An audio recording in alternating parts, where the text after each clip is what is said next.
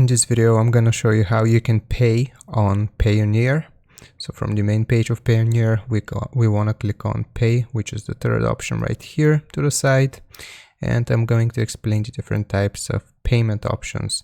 So if you want to pay to a recipient's Payoneer account, then if we select this, as you can see, we have to receive $500 before we can actually make direct payments to another person's Payoneer account.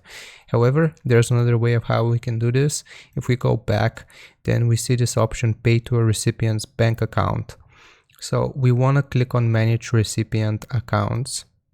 And here we have to add the bank account of our recipient. So after we have added the person's bank account details, then we can directly pay them through this option, the second option, to pay to a recipient's bank account. So those are two ways of how you can pay people. So remember, $500 for this first option, or just add their bank information and pay them directly to their bank through Payoneer. So hope this helps. Leave a like and subscribe, and I'll see you next time.